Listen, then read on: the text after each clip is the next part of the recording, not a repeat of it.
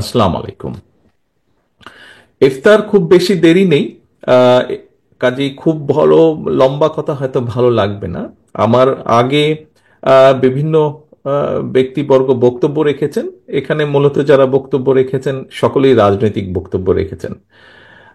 এখানে আমার কিছুক্ষণ আগে মাহাদি আমিন একটি বক্তব্য রেখেছে এবং তার একটি কথায় সে বলেছে, যেহেতু এখানে আমরা মূলত রাজনৈতিক নেতৃবৃন্দ বা রাজনৈতিক কর্মীবৃন্দ এখানে উপস্থিত আছে, স্বাভাবিকভাবে অনেকগুলো দল আমরা এখানে আছি এবং স্বাভাবিকভাবে প্রত্যেকটি দলের আদর্শ তো একদম এক হবে না, অবশ্যই আলাদা আলাদা কিছু আছে। তবে অবশ্যই আমি মনে করি, বিশ্বাস করি, মূল বিষয়টি এক জায়গায় এবং সেটি হচ্ছে গণতন্ত্র বা ডেমোক্রেসি। সেটি হচ্ছে একটি মানবিক বাংলাদেশ। সেটি হচ্ছে একটি বাংলাদেশ যেখানে মানুষের কথা বলার অধিকার থাকবে। সম্মানিত উপস্থিতিবৃন্দ, এই বিষয়ে আমরা অনেকগুলো কথা এর ভিতরেই শুনে ফেলেছি, আমি সেজন্য সেই বিষয়গুলোতে যাব না। এই মুহূর্তে বাংলাদেশের সবচেয়ে একটি বহুল আলোচিত বিষয় হচ্ছে সংস্কার। আমরা এখানে যেই রাজনৈতিক দলগুলো আছি, এই রাজনৈতিক দলগুলো বিগত 15 বছর ধরে, মোটামুটি এখানে উপস্থিত সকল রাজনৈতিক দলগুলো আমরা বিগত 15 বছর ধরে আন্দোলন সংগ্রাম করেছি আমাদের হারিয়ে যাওয়া বা ডাকাতি করে নেওয়া অধিকারকে প্রতিষ্ঠিত করার জন্য, জনগণের সেই অধিকার। সেটাতে আমরা পার্টলি আলহামদুলিল্লাহ সাকসেসফুল হয়েছি। আমি আমি আমি একজন রাজনৈতিক কর্মী হিসেবে মনে করি। এখন বিভিন্ন আলোচনা চলছে সংস্কারের, বিভিন্ন সংস্কার বলতে আমরা যা যা যেখান থেকে যার যার অবস্থান থেকে বুঝি, সেই আলোচনাগুলি চলছে।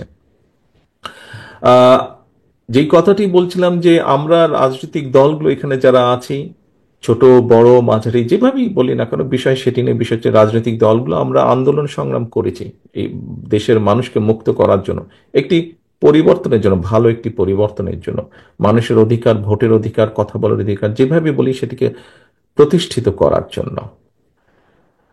প্রিয় মন্ত্রিত উপস্থিতিবৃন্দ, অতিথিবৃন্দ, আহ, আমরা যারা আন্দোলন করেছি সেই দলগুলো কম বেশি অনেকগুলো দল একসাথে বসে আমরা 31 দফা উপস্থাপন করেছি জাতির সামনে।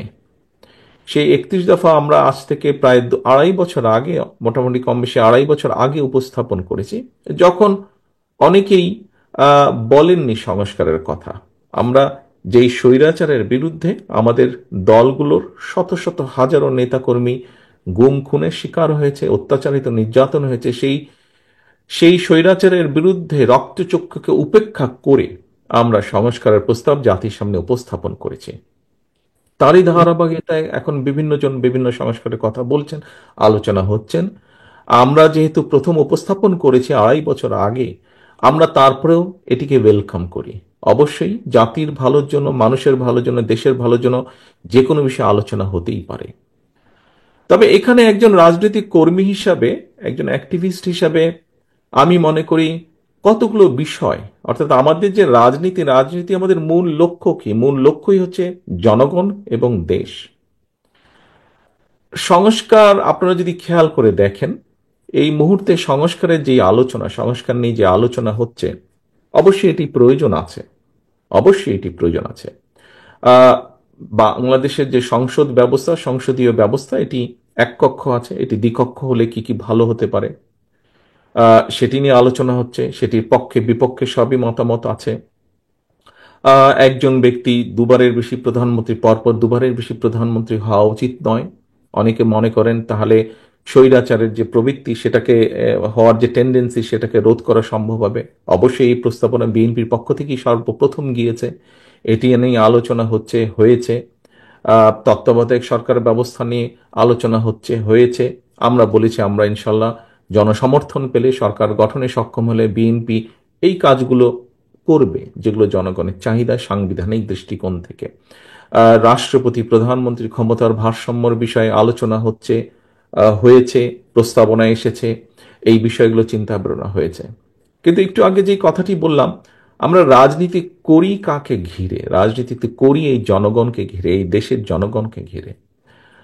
আমরা রাজনৈতিক দলগুলো শুধু এইগুলার ব্যাপারে প্রস্তাবনা দিয়েছি, দেওয়াটাই উচিত, দেওয়াটাই স্বাভাবিক।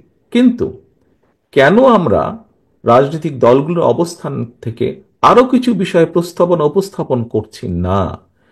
আমি তো মনে করি একজন রাজনৈতিক কর্মী হিসাবে যে সমান গুরুত্বপূর্ণ ক্ষেত্র বিশেষে আমরা যেগুলো নিয়ে আলোচনা করি তার থেকে দুই চারটি আমি আপনাদের সামনে উল্লেখ করতে চাই। ক্ষেত্র বিশেষে সেগুলো আরো গুরুত্বপূর্ণ। যেমন এই মুহূর্তে যদি আমরা পত্রিকা খুলি, পত্রিকায় আমরা টেলিভিশনের পর্দায় পত্রিকার পাতায় কি দেখি? আমরা দেখি নিত্য প্রয়োজনীয় দ্রব্যের বা নিত্য প্রয়োজনীয় যে কোনো জিনিস, সেটি খাবার জিনিস হোক, পোশাক আশাক হোক, যেটাই হোক, মানুষের যেটা নিত্য প্রয়োজনীয় বিষয়, সেটি নিয়ে কি পরিমাণ কষ্ট যন্ত্রণায় আছে এই দেশের অধিকাংশ মানুষ। আমরা কেন রাজনৈতিক দলগুলো ডিবেট করছি না যে জনগণের রায় আমার পক্ষে আসলে আমি কিভাবে এই ব্যবস্থাটাকে হ্যান্ডেল করব, কিভাবে এই ব্যবস্থাটাকে ডিল করব, আমি কিভাবে নিত্য প্রয়োজনীয় যে দ্রব্য তার মূল্য আমি মানুষের সহনশীলতা ক্রয় সীমার ভেতরে রাখব। এখন এটিকে যদি রাখতে হয় তাহলে আমাদেরকে বাজার ব্যবস্থাকে কিভাবে আমরা সাজাবো, এটিকে যদি তাই করতে হয় তাহলে কিভাবে উৎপাদন বাড়াবো আমরা, কেন আমরা এই বিষয়টা নিয়ে আলাপ করছি না? আমি মনে করি বাংলাদেশ জাতীয়তাবাদী দল তার পূর্ব অভিজ্ঞতা থেকে মনে করে যে এই এই এই বিষয়গুলো আমাদের অবশ্যই অ্যাড্রেস করা উচিত জাতির সামনে। শুধু তত্ত্বাবধায়ক সরকার ব্যবস্থা, শুধু সাংবিধানিক ব্যবস্থা, শুধু ভোটের ব্যবস্থা, বিভিন্ন ব্যবস্থা, সেগুলো যেরকম আলোচনা হওয়া উচিত, তার থেকে বেশি আলোচনা হওয়া উচিত বা সমান পরিমাণ অন্তত আলোচনা হওয়া উচিত কিভাবে মানুষের এই সমস্যার সমাধান করবে, কোন দল কিভাবে করবে।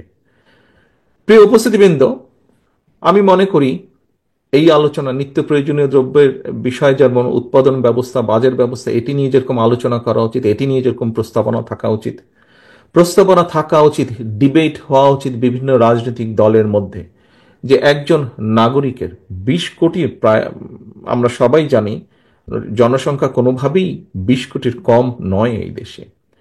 20 কোটি জনসংখ্যা বহুল একটি দেশের মানুষের একটি প্রাইমারি প্রয়োজন হচ্ছে মিনিমাম চিকিৎসা ব্যবস্থা।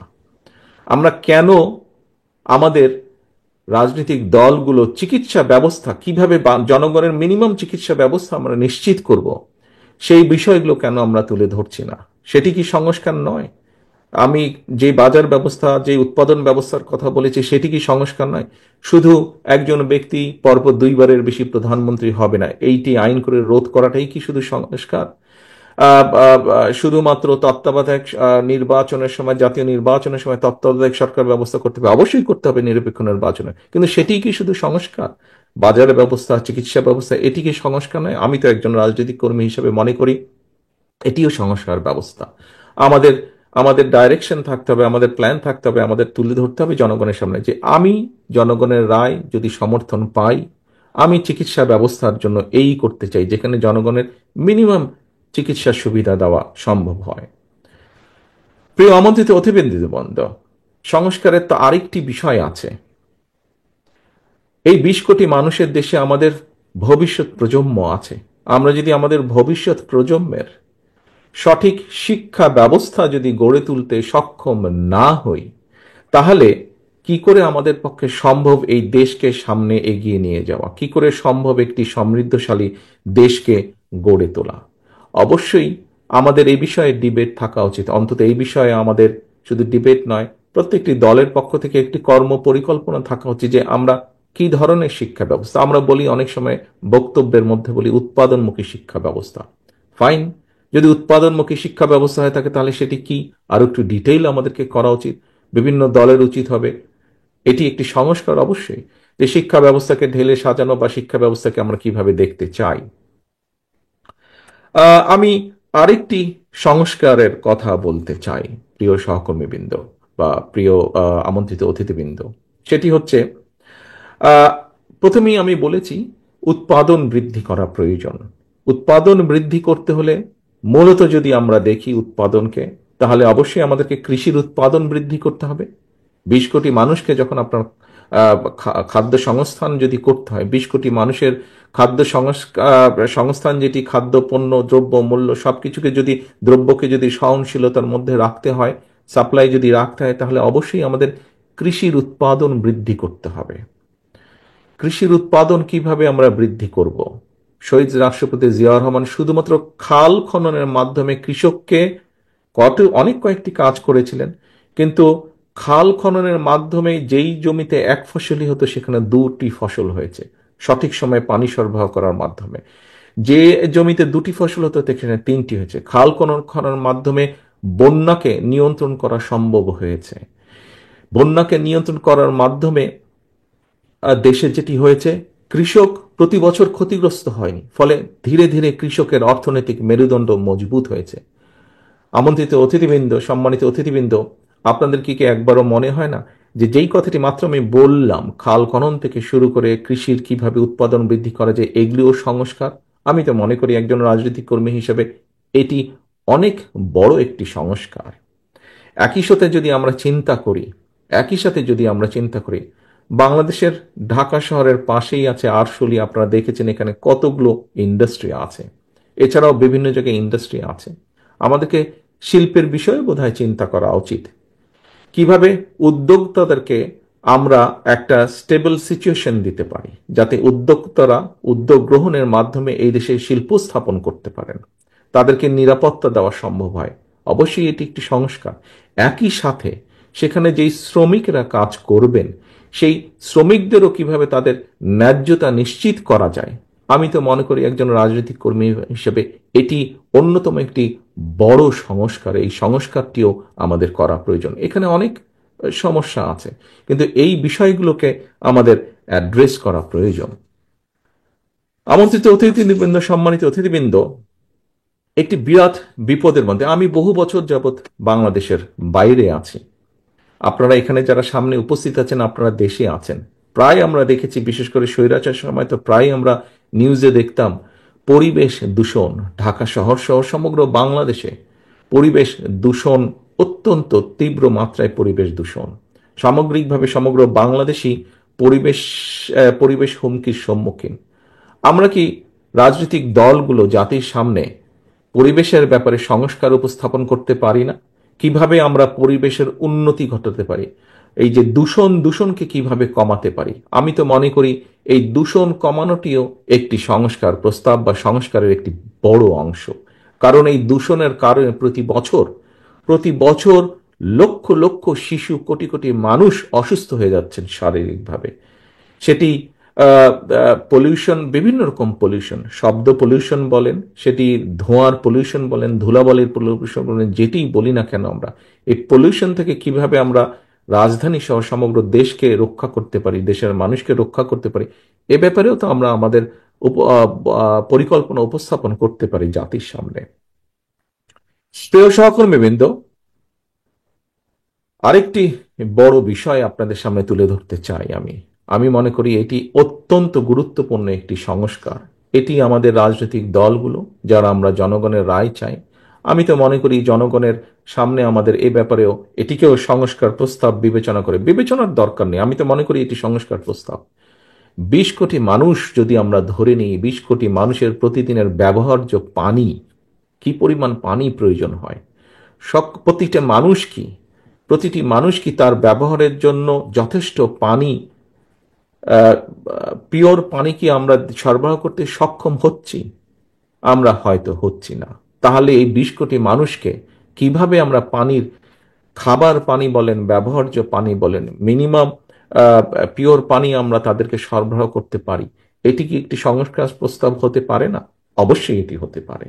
আমরা কি চিন্তা করে দেখেছি, সারা বিশ্বে কিন্তু এখন পানি এবং পানির সাথে একই সাথে জ্বালানি, সেটি জ্বালানি বিভিন্নভাবেই হতে পারে, পেট্রোলিয়াম হতে পারে, গ্যাস হতে পারে। জ্বালানি একটি ক্রাইসিস আস্তে আস্তে তৈরি হচ্ছে সমগ্র পৃথিবীতে। 20 কোটি মানুষের জ্বালানি ব্যবস্থা কি হবে, কি হতে পারে, কিভাবে আমরা জ্বালানি কমফোর্ট দিতে পারি মানুষকে, সেটিও তো সংস্কার প্রস্তাব আমি মনে করি। এবং সে ব্যাপারেও আমাদের চিন্তা পরিকল্পনা জাতির সামনে উপস্থাপন করা উচিত। প্রিয় সহকর্মীবৃন্দ,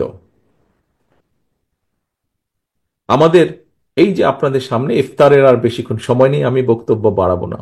আমি এখানে উপস্থিত যারা রাজনীতিবিদ আছেন, সকলকে আমি অনুরোধ করব, আসুন জনগণের এই বিষয়গুলোর ব্যাপারেও আমরা চিন্তা করি, কথা বলি।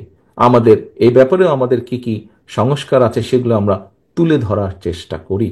আমরা আমরা বাস্তবধর্মী সমালোচনা অবশ্যই করব একজন আরেকজনের, কিন্তু সমালোচনা করতে গিয়ে এমন পরিস্থিতিতে যাতে আমরা এসে না দাঁড়াই যেখানে আমরা জনগণের এই ইস্যুগুলোকে, দেশের এই ইস্যুগুলোকে আমরা অ্যাড্রেস করতে ভুলে যাব, আমাদের কাছে অন্য কিছু মুখ্য হয়ে যাবে, এগুলো গৌণ হয়ে যাবে।